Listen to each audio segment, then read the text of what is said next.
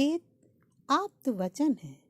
वेद परम पिता परमेश्वर की दिव्य वाणी है। वेदों पर सबसे अधिक शोध करने वाले स्वामी दयानंद सरस्वती जी ने अपने ग्रंथों में ईश्वर द्वारा वेदों की उत्पत्ति का विस्तार से वर्णन किया है। उनका कहना है कि स्वयं ईश्वर ने मनुष्यों के कल्याण के लिए ही वेदों को उत्पन्न किया है। शंकराचार्य जी ने अपने गीता भाष्य में कहा है, वस्तुतः वेद कभी निर्मित या नष्ट नहीं होते, हमेशा उनका आविर्भाव और तिरोभाव होता रहता है, किंतु वे हमेशा ईश्वर में ही रहते हैं। शतपथ ब्राह्मण के अनुसार भी जैसे बीज में अंकुर पहले ही रहता है, उसी प्रकार वेद भी ईश्वर के ज्ञान में बिना किसी परिवर्तन के सदा बने रहते हैं और मानव कल्याण के लिए ईश्वर द्वारा इनकी उत्पत्ति होती है।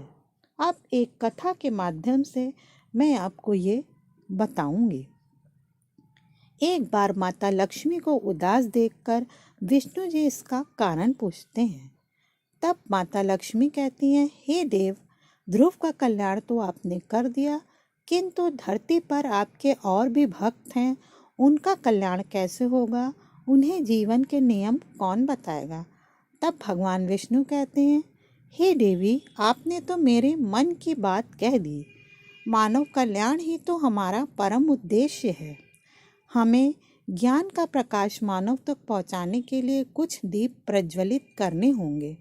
और भगवान विष्णु ओम का उच्चारण करके जिससे 4 बालकों की उत्पत्ति होती है और ब्रह्मा जी को बुलाकर भगवान विष्णु उनका परिचय देते हैं।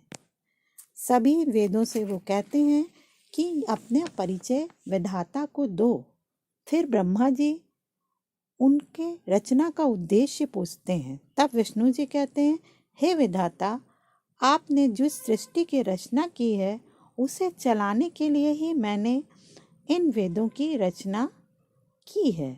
जैसे किसी शिशु को चलने के लिए सहारे या संबल की आवश्यकता होती है, उसी प्रकार धरती पर मानव जीवन अभी चलना और खड़ा होना ही सीख रहा है।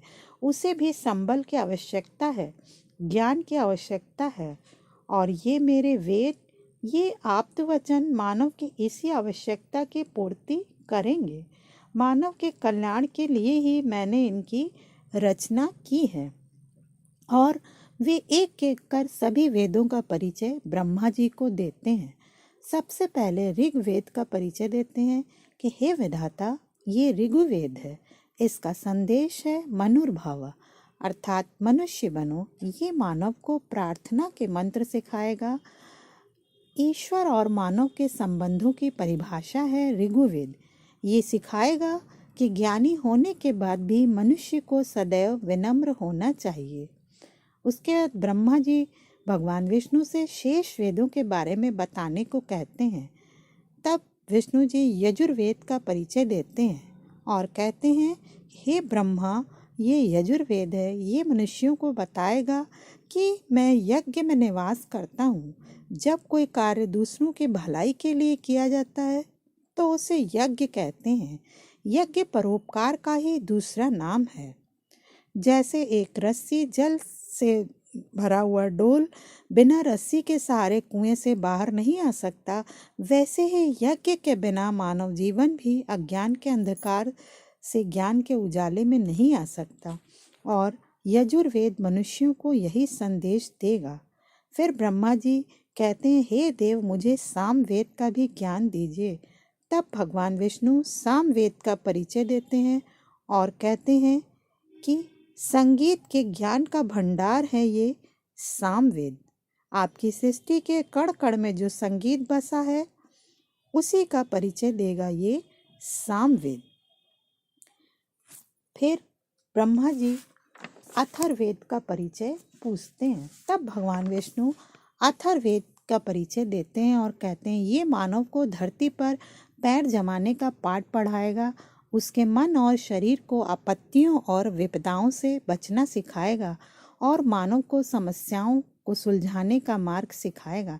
तब ब्रह्मा जी कहते हैं, हे सर्वेश्वर, आप धन्य हैं, ये वेद पाकर तो मानव धन्य हो जाएगा। आप आप्त वचन के रूप में मनुष्यों को अनुपम भेंट दे रहे हैं। विष्णु जी कहते हैं, हे ब्रह्मा, यदि मानव इनकी रक्षा करेगा तो ये मानव की रक्षा करेंगे। और ब्रह्मा जी से कहते हैं, हे विधाता, मैं चाहता हूँ कि आप इन्हें सुरक्षित रूप से मानव तक पहुँचा दें। ये कार्य केवल आप ही कर सकते हैं। और ब्रह्मा जी कहते हैं कि मैं आपके आदेश का सहर्ष पालन करूँगा। और वे चारों वेदों को लेकर के वहाँ से चले जाते हैं।